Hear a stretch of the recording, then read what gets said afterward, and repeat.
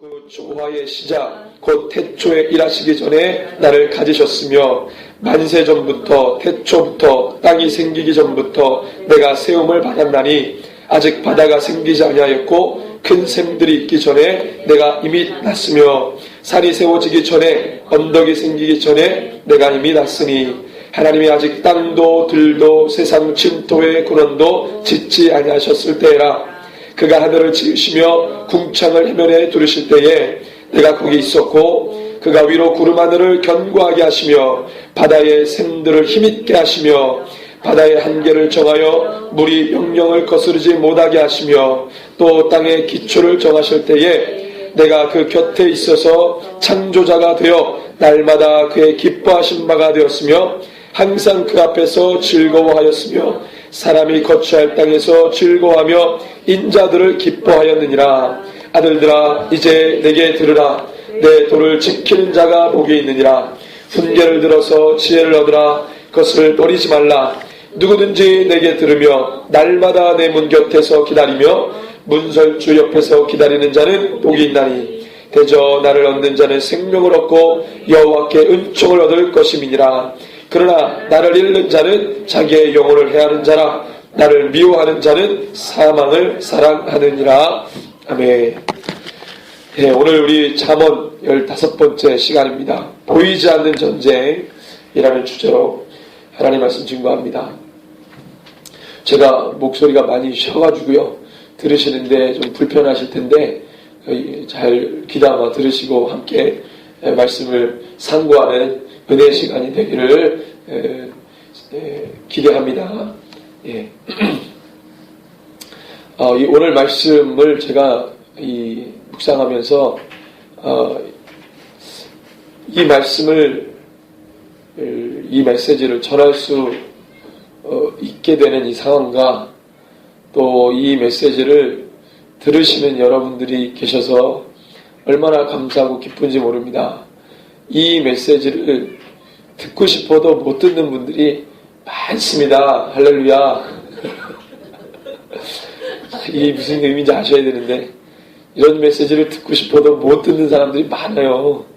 근데 우리가 함께 이 메시지를 더 생각하고 고민하고 공유하고 상고한다는 게 얼마나 큰 기쁨이고 감사한지 모릅니다. 마지막 때가 되면 나라가 나라를 또 민족이 민족을 서로 치고 대항하며 충돌하는 일이 많아진다 그랬습니다. 다시 말하면 전쟁의 소문이 늘어간다 그랬습니다. 근데 참 이상한 거는 인류가 발달하고 또 살기가 더 좋아지면 오히려 전쟁이 억제되고 일어나지 말아야 되는데 반대로 성경은 마지막 때가 가까이 오면 그 전쟁의 소문이 더 늘어난다고 말하고 있습니다. 과거 고대 시대 때 우리 역사를 보면 전쟁은 왜 일어났습니까? 무엇을 더 얻고자 할 때, 내 것을 더 채우고자 할 때, 왜? 이런 말이 있잖아요. 파이가 적으니까, 서로 나눠 먹을 파이가 적으니까 땅 따먹게 한 거고 전쟁을 치렀습니다. 지금은 넘쳐나는 시대 아닙니까? 물론 넘쳐나는 것을 자기가 독점해서 나눠주지 못했을 때 비극이 있을 뿐이지 실은 현존하는 지금 세계의 모든 넘쳐나는 풍요는요 전 세계 70억 인구가 먹고도 남을 만한 굉장히 풍요로운 시대를 살고 있습니다. 그런데 과거 시대보다도 전쟁의 소문은 심화된다. 여러분들 지금도 세계는 전쟁의 소문으로 무성합니다. 겉으로 보기에는 평화가 있는 것 같지만 면밀히 보게 되면 전쟁의 소용돌이 속에 우리가 있다 해도 과언이 아닙니다. 전쟁의 소문이 끊이지 않는 심화되는 이 세 곳이 있죠. 아프리카 대륙, 중동, 그 다음에 최근에 동아시아. 아프리카는 역사 내내 계속적으로 충돌과 대립과 국지전, 전쟁의 소문이 끊이지 않았던 것입니다. 최근에는 이 중앙아프리카와 또 남수단, 북 북수단, 이집트 뭐 이런 곳들에서 계속 종족들의 대립과 이런 어떤 충돌들이 계속 있습니다. 그래서 평화유지군이 아프리카에 계속 들어가잖아요. 중동도 마찬가지죠. 중동은 뭐라고 부릅니까? 화약고라고 부르잖아요. 서구 세계들이 계속 유심히 보는 곳. 왜요? 지하자원이 많거든요. 중동에. 이권 개입. 그래서 중동에는 이런 충돌과 전쟁의 소문이 역사적으로 끊이지 않았습니다. 우리가 마지막 시대에 눈여겨볼 이스라엘과 팔레스타인, 시리아, 특별히 이스라엘. 제가 역사를 공부하면서 제일 미스테리한 부분, 여러분들 뭐 7대 불가사의, 8대 불가사의 있잖아요. 그건 불가사의가 아니에요. 그건 불가사의라고 할 수도 없어요. 인류 최고의 불가사의는 이스라엘이라는 나라가 2000년 만에 건국됐다는 겁니다. 인류 역사상 그래 본 적이 없는 정말로 이상한 현상이었어요. 그래서 역사의 기록들을 찾아보면 이스라엘이라는 나라가 건국될 때 모든 역사가들과 그런 종교를 떠나서 종교계든 뭐 어디든 간에 모든 역사가들이 마지막 때가 왔다고 얘기했습니다. 왜냐하면 될 수 없는 일이 됐거든요. 그것도 이스라엘 것을 독립시켰던 유대인들, 굉장히 돈 많은 유대인들이 무슨 어디 섬에다가 분쟁 지역이 없고 뭐 무인도를 하나 사가지고 거기다 나라를 세운 것도 아니고 역사적으로 분쟁의 중심이 됐던 그 땅에 독립을 했다는 거예요. 건국을 했다는 겁니다. 건국을 할 수도 없었고 전혀 될 수 없는 그것을 그들이 했습니다. 이스라엘 건국. 2000년 전에 없어졌던 나라가 2000년 전이 아니죠. 사실은 로마 제국 그 전부터, 헬라 제국 그 전부터, 언제부터입니까? 성경에 나오는 여러분들 북이스라엘과 남유대가 끝난 시점부터 사실은 이스라엘이라는 정확한 명칭의 국가는 없었던 겁니다. 그러니까 2000년 전이 아니라 2500년. 그 시간 동안에 나라가 없었어요. 민족은 있었어도 나라가 없었어요. 구체적으로 민족이 흩어지게 된 거는 2000년 전부터 흩어진 거죠. 세계로. 그래서 제가 이거를 찾으려고 중동 아시아 역사 다 뒤졌어요. 유대인들이 도대체 어디로 가버렸냐? 그때 흔적들이 다 나와요. 어쨌든 간에 이 이스라엘이라는 나라가 건국됐어요.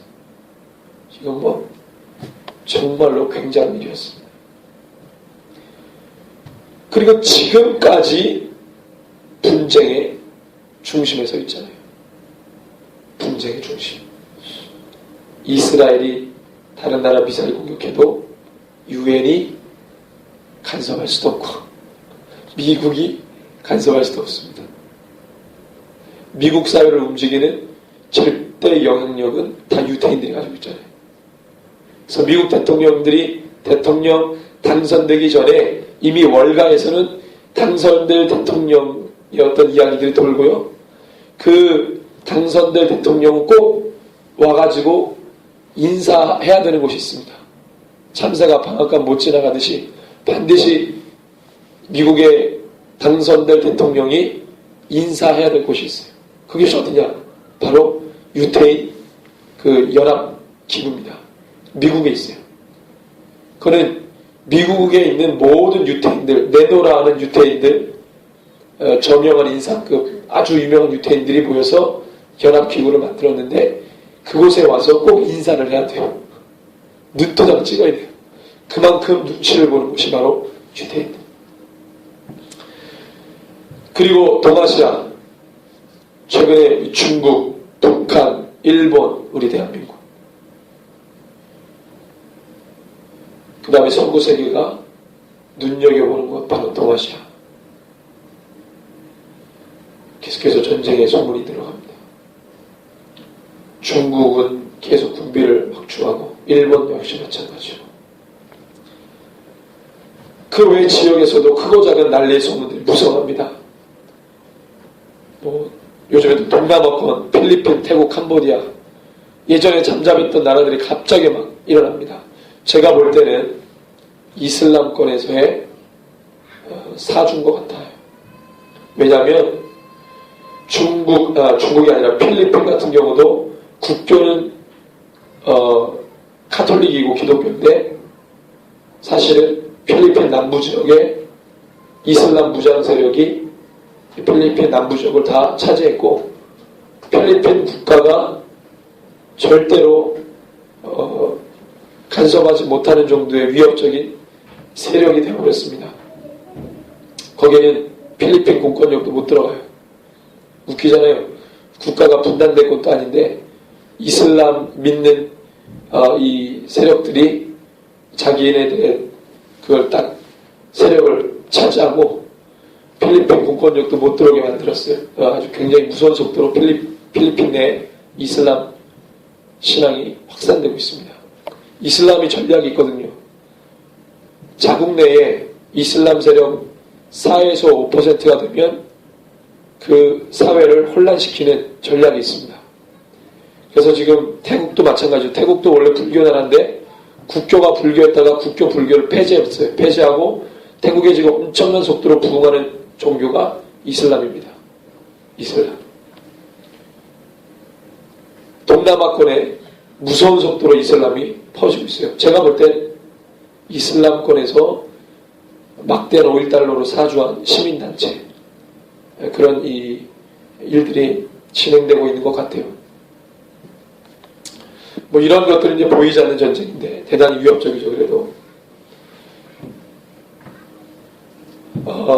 여러분들 동아시아권의 위기는 잘 알고 있을 겁니다.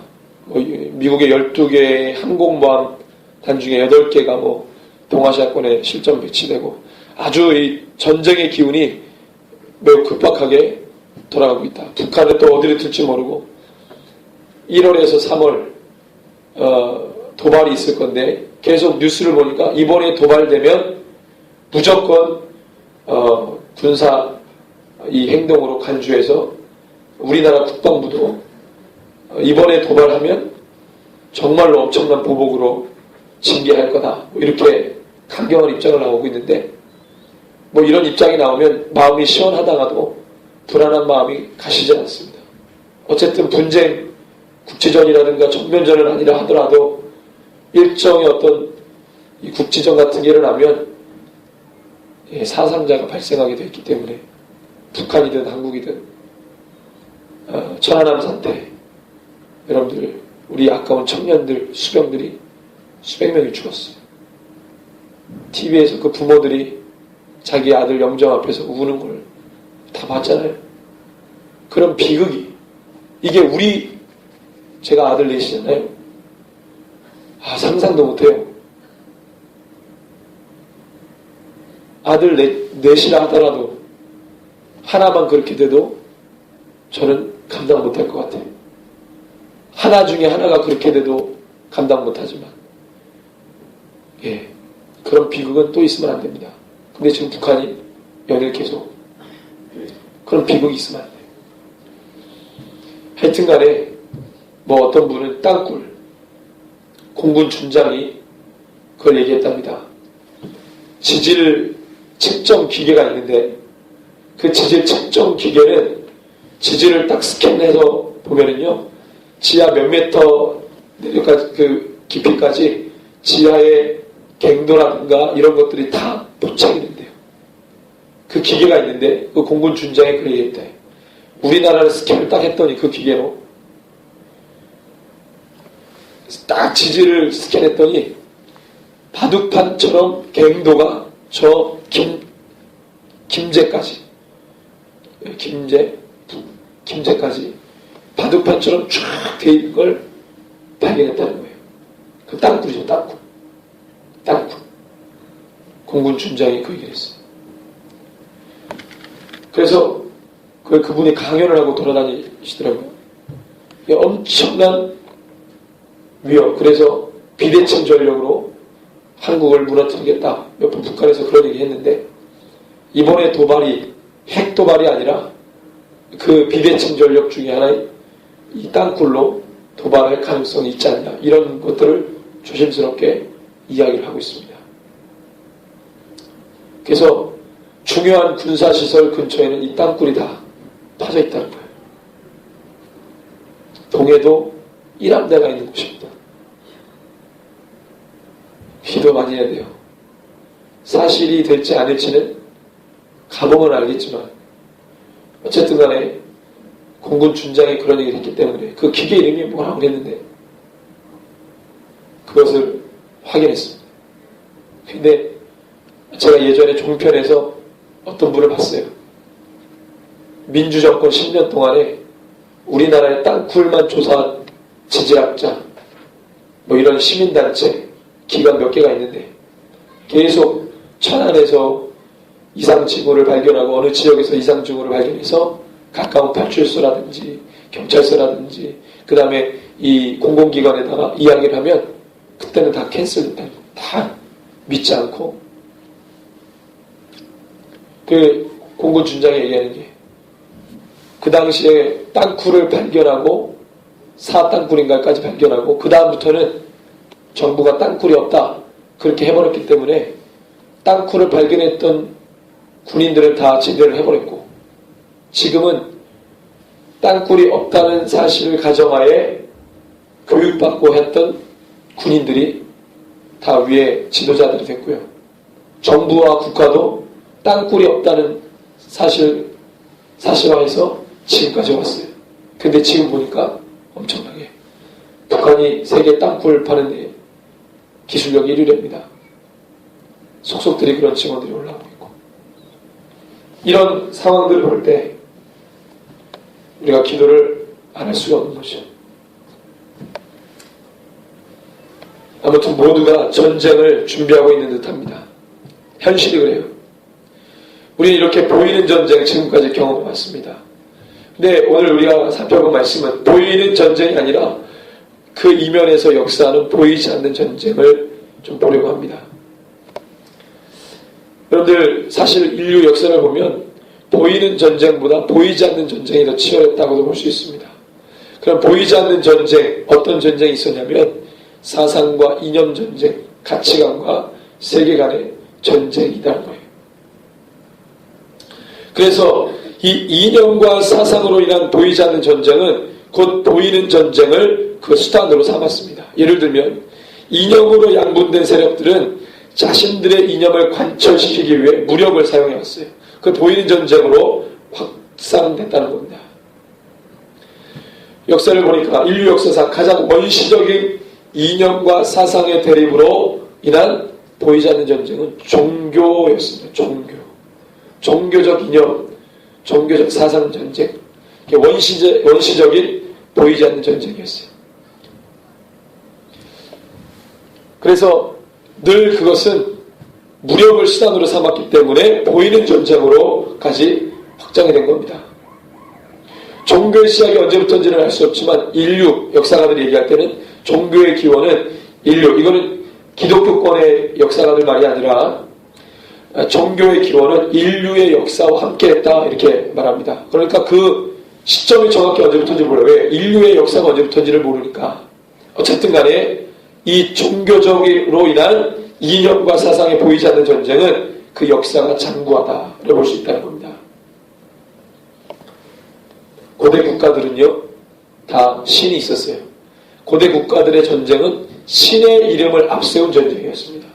예를 들면 성경에 다곤, 또 바알 아세라 이런 신들, 그 신들의 이름으로 고대 국가들의 전쟁을 수행했어요. 그래서 여러분들 알겠지만 엘리의 두 아들들 홈리와 비느하스가 블레셋과 전쟁할 때 가지고 갔던 게 법궤입니다. 그 법궤를 가져갔다는 것은 야훼의 이름으로 이 전쟁을 하겠다는 거예요. 고대 국가들이 다 그렇게 전쟁했어요. 그러니까 종교적 이념에 이 보이지 않는 전쟁의 충돌이 더 있었다는 겁니다. 그리고 그것이 보이는 전쟁으로까지 비화된 거죠. 그래서 이 종교적 이데올로기 보이지 않는 전쟁은 아마 주님 오실 때까지, 마지막 때까지 이어집니다. 그래서 적그리스도는 뭡니까? 이 종교적 이데올로기에 보이지 않는 이 전쟁의 모습을 말해주는 겁니다. 자, 그리고 보이지 않는 전쟁 두 번째 타입은 뭐냐? 종교가 원시적인 이 사상과 이념의 충돌이었는데, 이제는 기독교권에서 일어나는데, 그것은 인본주의 사상과 신본주의 사상의 충돌입니다. 이게 역사적으로 얼마나 심하게 됐는지, 지금도 그것이 진행 중인데, 지금은 이제 인본주의 사상이 거의 승리했다고도 볼 수 있죠. 중세를 거친 기독교 세계 유럽은 여러분 아시다시피 썩을 대로 썩었습니다. 그때가 이제 가톨릭 시대였는데, 교회는 부패됐고 참된 종교 지도자 찾아볼 수 없었던 암흑의 시대였습니다. 그래서 중세 시대를 암흑의 시대라고 하잖아요. 교회가 부패하니까 지식인들 사이에서는 신중심 사고에서 탈피하기 시작합니다. 인본주의가 고개를 들어요. 그래서 가톨릭 1000년 동안에 인본주의가 고개를 못 들다가 교회가 부패하기 시작하니까 지식인들로부터 인본주의가 고개를 들기 시작합니다. 인본주의 중심사고는 16세기 후반부터 17세기 초반까지 일어났던 인본주의고 르네상스 시대, 그때를 말합니다. 유럽 사회가 봉건 사회였는데 봉건 사회가 붕괴돼요. 교회가 무너지면서 그 봉건 사회도 무너지고, 그때 당시에 교회는 봉건 사회를 지지를 기반으로 한 종교 사회였습니다. 그런데 봉건 사회가 무너지고 중앙 집권식에 이 나라들이 세워지니까 이제는 교황 말을 듣지 않습니다. 왕들이. 그전에는 교황이 왕들을 세웠는데 그 왕들의 세력이 봉건 지주들에 의한 힘을 무력화시키고 왕들의 힘이 강화되니까 교황 말을 듣지 않아요. 그러니까 교회가 무너집니다. 그건 뭐 상호작용이죠. 교회 부패, 왕권 강화, 교황 무너지죠. 그러니까 누가 일어납니까? 자, 지식인들, 종교권에서 있었던 모든 지식인들이 종교로부터 등을 돌립니다. 딱 등을 돌려요. 시민계급이 등장합니다. 자, 이런 사회 배경 속에서 신중심의 중세시대를 탈피해가지고 인간 중심의 정신운동이 일어나는데 그게 바로 르네상스 인본주의. 그래서 그동안에 있었던 신중심 사고로 모든 이념과 가치관, 세계관, 모든 라이프 스타일을 인간 중심 사고로 전환하자는 운동이 일어납니다. 이 사상을 움직이는 코어, 핵은 뭐냐? 바로 이성. 지식책입니다. 신으로부터 모든 것을 떠나고 신으로부터 연결된 모든 것을 끊고 오로지 인간의 존엄성과 가치를 재조명하고 강조하자. 그러니까 자연스럽게 뭐가 일어나요? 반종교적 현상이 일어납니다. 그러면서 종교권에서는 못 살겠으니까 16세기 말에 종교개혁이 일어나고 17세기, 18세기에 걸쳐서 계몽주의 운동이 일어납니다. 지식인들은 종교에 대해서 계속 불신하게 되고 교회의 모든 미신적인 것들을 거부합니다. 계몽운동이 일어나요. 계몽이라는 말이 뭡니까? 눈을 열어주는 거예요. 종교적으로 묶여있던 모든 눈들을 열어준다는 거예요. 계몽. 일루미네이션. 지금 일루미나티가 그 사상을 가지고 반기독교적인 일들을 하잖아요. 일루미나티가. 그 일루미네이션이라고 하는 이 계몽 사상을 가지고 그들을 하고 있는 겁니다. 아주 역사가 깊어요. 자, 그러면서 하나의 사건이 일어납니다. 미국이 독립전쟁을 해요. 미국의 독립전쟁은 그 당시에 세계 패권을 유럽이 가지고 있었고 유럽 중에서도 영국이 가지고 있었는데 해가 지지 않는 나라. 영국의 강권적인 리더십으로 유럽에서 형님 노릇을 했고 세계의 왕 노릇을 했어요. 그런데 미국이 유럽의 영국을 상대로 독립전쟁합니다. 그러니까 늘 영국과 이 라이벌 상대였던 프랑스가 미국 독립전쟁을 도와줘요. 막대한 돈을 쏟아붓습니다. 군자금을 다 대주고. 그래서 미국이 독립하거든요. 그런데 프랑스는 경제 파탄에 이르게 되고 이 유럽의 인문주의자들이 여러분들 도화선을 붙여가지고 프랑스 대혁명을 일으킵니다. 그래서 프랑스 대혁명으로 모든 귀족, 왕족들이 다 죽고요. 그때 많이 죽은 사람이 목사들, 모든 교회 지도자들이 다 참수다에 죽습니다. 심기에 일어나가지고 성경 다 불태우고 교회를 다 부시고 목사들 목을 다 자르고 엄청난 순교가 일어납니다. 그리고 계몽사상을 퍼뜨려요. 인간 중심 사고를 막 드러내고 퍼뜨립니다. 그 다음부터 왕권이 겉으로 보기에는 왕권이 강화되는데 그 왕들은 국가를 유지하기 위해 여러분 아시죠? 유대인들이 고개를 살피면서 금융에다 오랜 시간부터 손을 댔기 때문에 금융으로 모든 유럽의 국가들을 다 좌지우지하기 시작합니다. 그때 유럽이 굉장히 어려웠거든요. 그러면서 나폴레옹이 프랑스에서 그 공화정을 뒤엎고 프랑스 혁명을 일으켰던 그 사람들 다 처단하고 이 나폴레옹이 황제 노릇을 하잖아요. 그리고 유럽에 엄청난 전쟁을 일으키고 그 돈을 전쟁을 쓰는 그 돈을 다 어디서 가져왔냐? 유대 자본에서 다 끌어온 거예요. 그때 유명했던 가문이 로스차일드 가문이에요. 로스차일드 가문. 그 로스차일드 가문이 지금 세계에서 제일 부자는 마이크로소프트의 빌 게이츠가 아니고 로스차일드 가문입니다. 세계은행을 국제은행을 만들고 다국적 기업들을 만들고 모든 세계의 이 식량과 모든 유전과 모든 것들을 다 갖고 있고 그 다음에 금, 보석 시장을 다 쥐고 있는 유대자본 로스차일드 가문이 세계 부호인데 그들의 돈이 얼마인지 계수가 안 돼요. 가지고 있는 금의 양도 아직 확인된 바가 없어요. 그런 자료들은 너무 많습니다. 하여튼 간에 그러면서 유럽이 돈으로 완전히 다 자본주의 시장으로 다 묶여버려요. 지금 세계가 자본시장으로 묶였잖아요. 그 첫 모델이 바로 유럽입니다. 유럽이 자본시장으로 다 묶여버렸어요. 그래서 역사를 보면은요, 이 유럽의 국가들, 왕들의 가장 첫 번째 국가 주도 사업은 돈을 꾸는 겁니다. 국제은행들에게.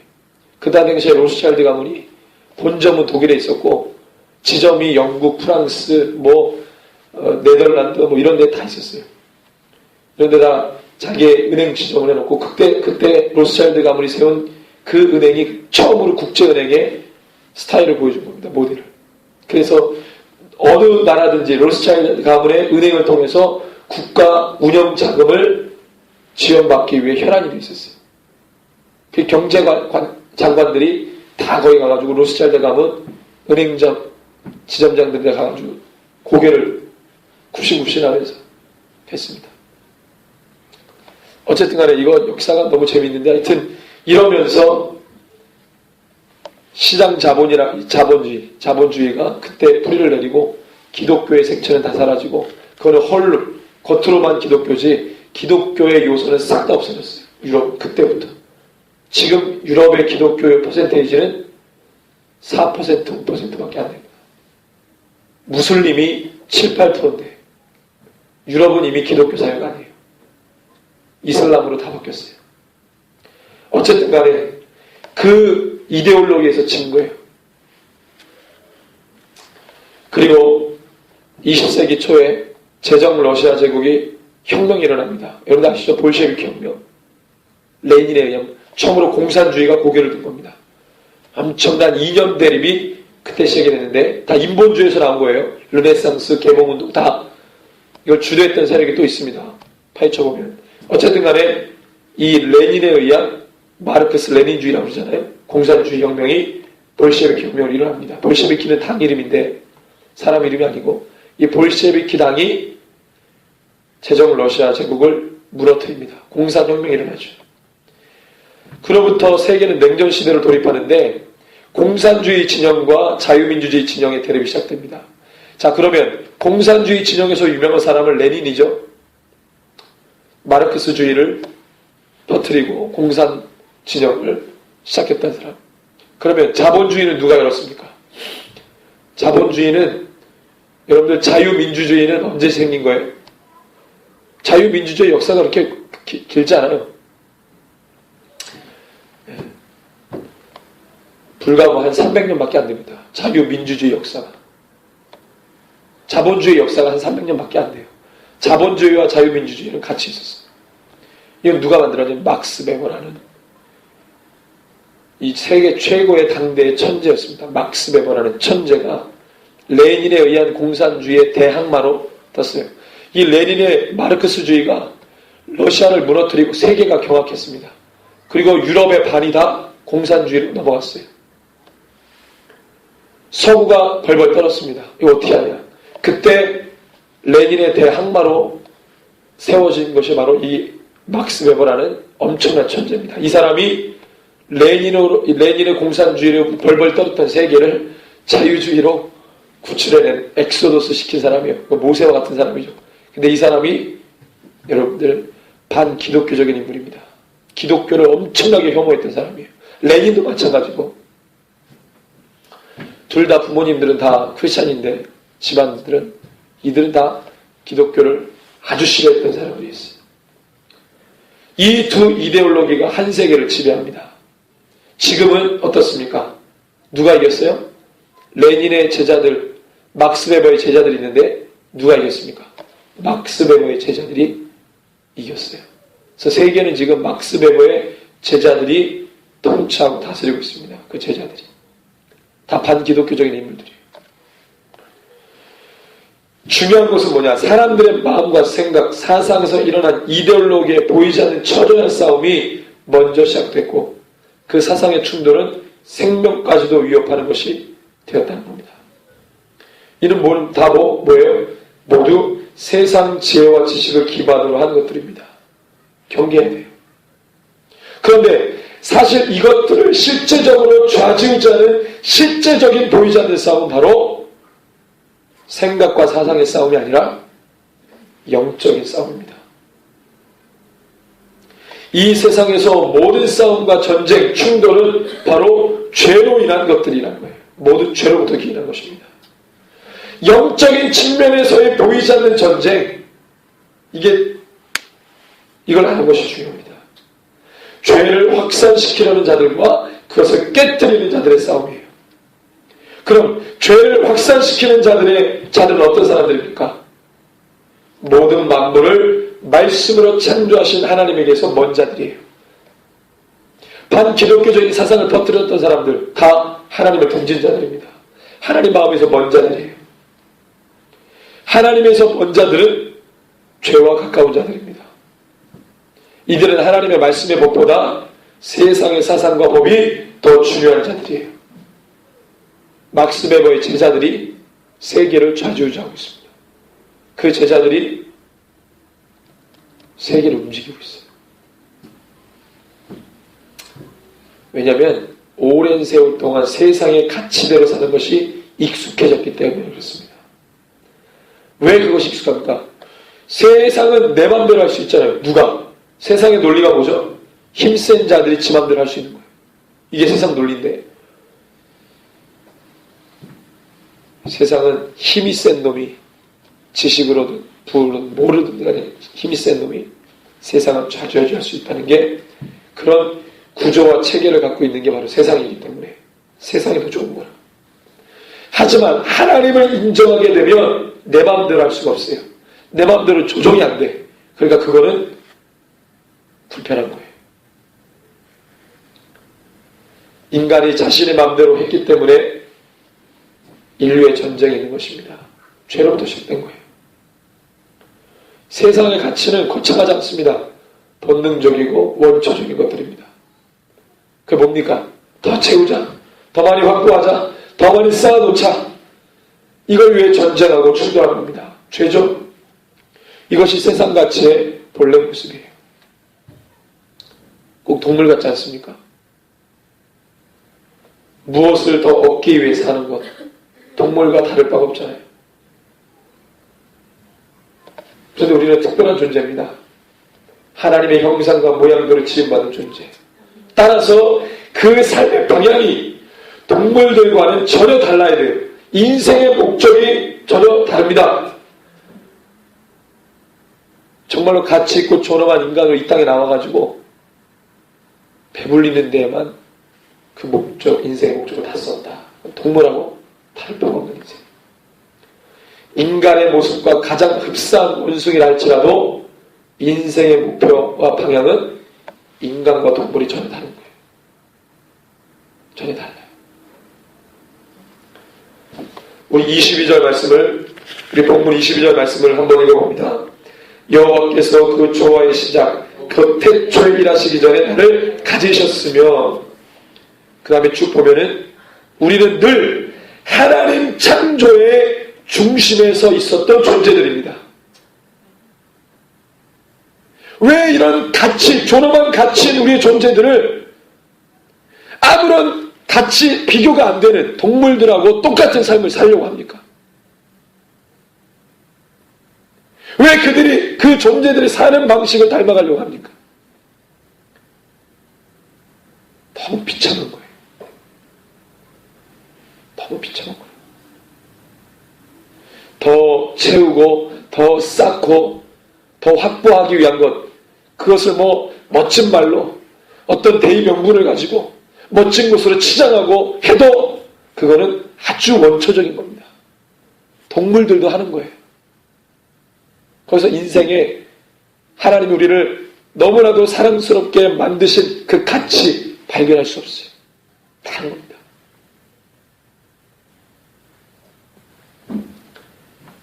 본능대로, 생겨먹은 대로, 원초적으로만 사는 존재들이 아니라는 거예요. 마치 동물들이 먹잇감을 서로 잡기 위해 싸우는 모습을 재미있게 구경하는 사람들처럼 주님이 우리를 그것 때문에 지으신 게 아니라는 거예요. 이 땅에서 사람들이 서로 죽고 죽이는 모습을 스포츠처럼 즐겨보시려고 우리를 만든 게 아니란 말이에요. 그게 동물들과 똑같단 말이에요. 근데 그렇게 지으려고 우리를 만드신 게 아니라는 거예요.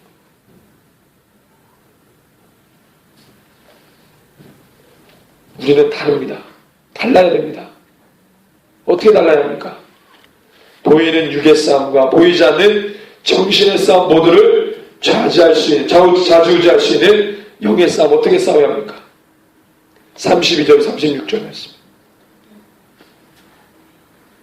아들들아 이제 내게 들으라. 내 도를 지키는 자가 복이 있느니라. 상계를 들어서 지혜를 얻으라. 그것을 버리지 말라. 누구든지 내게 들으며 날마다 내 문 곁에 서서 기다리며 문설주 옆에서 기다리는 자는 복이 있나니 대저 나를 얻는 자는 생명을 얻고 여호와께 은총을 얻을 것임이니라. 그러나 나를 잃는 자는 자기의 영혼을 해하는 자라. 나를 미워하는 자는 사망을 사랑하느니라. 아멘. 주님의 말씀이 너무너무나도 귀하니까 주님의 말씀을 기다리는 거예요. 주님의 말씀을 기다리는 인생이에요. 여러분들 동물이 자기의 삶을 영화롭게 하기 위해 뭘 배웁니까? 훈계를 듣습니까? 동물이에요, 동물. 배만 채우다가 그냥 그렇게 없어지는 존재들입니다. 저희 집에 햄스터가 있는데 햄스터는 볼에 주머니가 있대요. 그래서 먹이를 주면은 볼에다가 다 저장한대요. 놀부처럼. 이렇게. 인생이 그래서는 안 됩니다. 하나님이 여러분들 사람을 얼마나 과학적으로 지으셨는지 들어가면 나오도록 만드셨잖아요. 들어가면 나와야 되잖아요. 근데 어떤 사람은 들어가긴 들어가는데 나오질 않아. 이스라엘이라고 하는 나라의 지형을 하나님이 얼마나 멋있게 만드셨는지. 헐몬산에서 이슬이 내려 그것이 모여가지고 갈릴리 바다를 만들고 요단강물 줄기를 통해서 쭉쭉쭉쭉 북에서 남으로 쫙 내려와가지고 큰 바다를 만들었는데 사해인데 그 사해는 더 이상 내려갈 데가 없어요. 왜? 사해가 제일 낮은 곳이니까. 바다의 해저면도 사해보다 높아요. 그러니까 더 이상 내려갈 데가 없어요. 물이 고이잖아요. 그러니까 썩습니다. 생물이 살 수 없어요. 지형을 어떻게 그렇게 기가 막히게 만들어 놓으시고 그곳에서 살게 하셨는지. 야 봐라, 흘러가면 사는데 고이면 죽는다. 이거를 지형적으로 주님이 말씀해 주세요.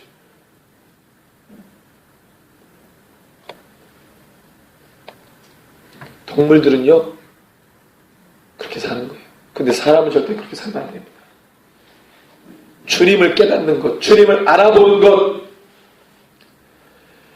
세상 모든 만물을 보고 우리 주님을 볼 수 있는 것은 대단한 지혜입니다. 할렐루야. 세상 모든 만물을 보고 주님을 보십시오. 주님을 깨닫게 되는 겁니다.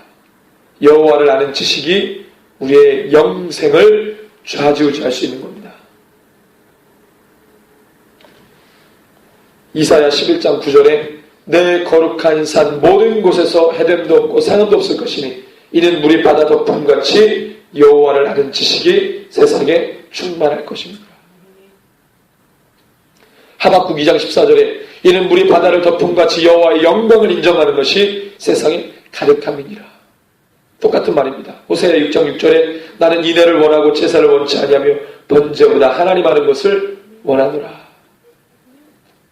그럼 하나님을 아는 것이 무엇입니까? 지식을 채우라는 말입니까? 성경 암송을 더 많이 하라는 말입니까? 성경 공부를 10시간, 20시간 하라는 말입니까? 하나님을 진정으로 아는 유일한 길은 뭡니까? 호세아 14장 2절 말씀 우리 같이 한번 읽습니다. 호세아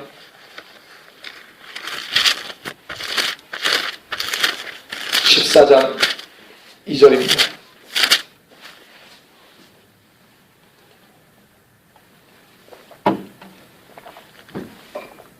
같이 읽습니다. 너는 말씀을 가지고 여호와께로 돌아와서 아뢰기를 모든 불의를 제거하시고 선한 말을 받으소서. 우리가 수송아지를 대신하여 입술의 열매를 주께 드리리이다. 회개의 번제를 드려야 되는 구약계에도 어떻게 얘기하냐면 그 회개의 제사인 번제보다 뭐가 우선이다? 회개하는 입술이 우선이다. 주의 말씀을 가지고 여호와께 돌아와라. 회개하라는 말이거든요. 하나님을 정말로 아는 것이 뭡니까? 지식을 채우라는 말이 아니라 회개하라는 말이에요. 주님의 말씀 앞에 회개해야 주님 만나는 것이고 주님 보는 것이고 그렇게 주님을 아는 것입니다. 우리 안에 죄를 담아주지 않아야 주를 알고 주를 볼 수 있는 거예요. 마태복음 5장 8절에 마음이 청결한 자는 복이 있나니 그들이 하나님을 볼 것이며. 그럼 뭐 때문에 주님을 아는 지식이 망가졌습니까? 무엇 때문에 그렇습니까? 죄입니다. 죄. 회개하지 않고 쌓아놓았던 죄. 하나님의 말씀의 법보다 세상의 가치와 이데올로기에 빠져 살아갔던 그 죄. 회개하지 않았던 그 죄. 재물을 쌓아둔다는 것은 죄를 쌓아둬도 그것도 똑같습니다. 회개하지 않았어요. 재물보다 하나님보다 재물을 더 사랑했어요. 여러분들 지금은 어떤 우상이 강력한 우상입니까? 고대의 모든 우상들이 힘을 어디다 실어줬냐면 만몬에다가 다 실어줬어요. 고대의 모든 신들의 영적인 힘을 지금 만몬에다가 다 실어줬어요. 만몬은 뭡니까? 재물신입니다. 사단이 고대의 모든 우상들의 힘을 다 만몬에다가 실어줬어요. 지금 만몬이 세계를 다스리는 공중권세 잡은 사단의 또 다른 얼굴입니다. 그 만몬이 사람들의 마음을 훔쳐가고, 그 만몬이 하나님보다 자기를 더 사랑하게 만들고, 그 만몬이 예수님의 길을 따라가지 못하게 만들고, 그 만몬이 기록된 하나님의 말씀을 무시하게 만들고, 그 만몬이 예수 그리스도의 십자가 그 놀라운 구속의 사역 그 핵심을 묵상하지 못하게 만들었어요.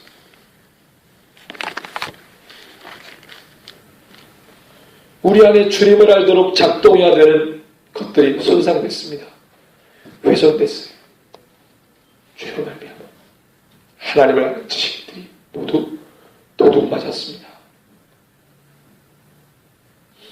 말씀으로 돌아가야 됩니다. 주님의 도를 지켜야 합니다.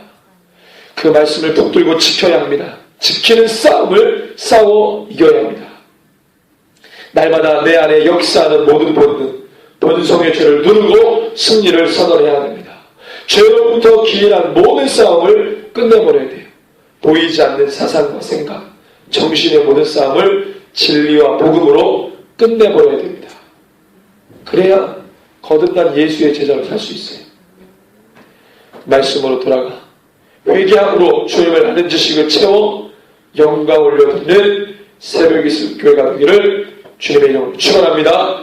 우리 이 시간에 함께 기도하겠습니다. 주여, 주님의 복음과 진리된 그 말씀으로 내 안에 있는 모든 세상의 이데올로기와 모든 가치와 세상으로부터 기인하고 배웠던 그 모든 세상의